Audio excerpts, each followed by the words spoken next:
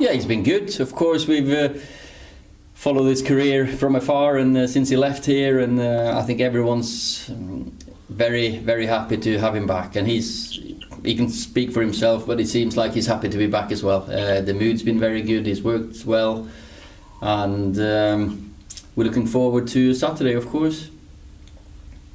Yeah, from his interviews, it certainly sounds like he's happy to be back. He's also said that he's been putting you under some pressure to start the match this weekend. Is he ready to start in your mind, if selected, of course? Well, he's been having a good pre-season with Juventus. He's played for the national team. He's had a good week with us here, and he will definitely be on the pitch at some point, that's for sure. Simon Stone? Ollie, when you spoke to us just before the international break, it was a little bit confused about whether he was going to be coming or not. How much of a lift can him being there give the rest of the squad? We know what he's achieved, but in terms of his personality and his determination and his drive, how will that help the team? I wasn't confused when I spoke to you.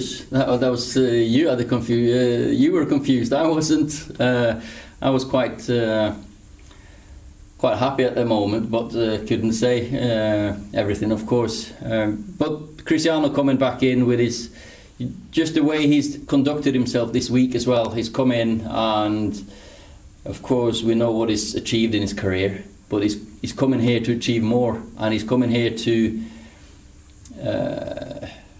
put demands. That's what he does. He's lived his life with the discipline of a top professional ever since he came here. I remember he was the first one who did the prep really well. Like, he was so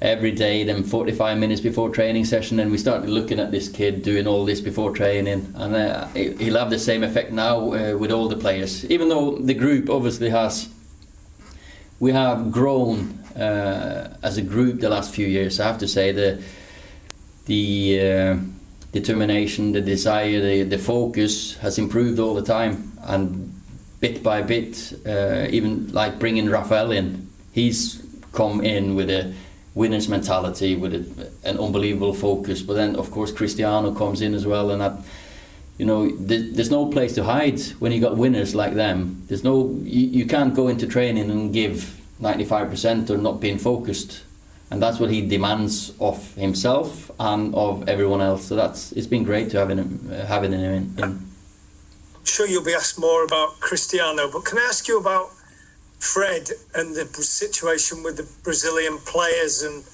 what your response is to where you find yourself at the moment? No, I think it's a lose situation for everyone. National teams, players, clubs. It's been a farce, really. The players want to play, but we all know what kind of situation we find ourselves in the last year and a half, with the pandemic, with the travels, with everyone trying to limit the spread of the virus. Of course, we worked really hard before this to try to find a way. Private jets, there's ways of getting them in and out, but all the decisions have gone against the players. That's for sure. They want to play for the national teams. They want to play for the clubs, and they're not allowed. So, for me, disappointed with the whole thing. Common sense might not be so common anymore, and then we need to prepare the game without Fred, but still fingers crossed that some sense can come into people's minds, and that we can use him.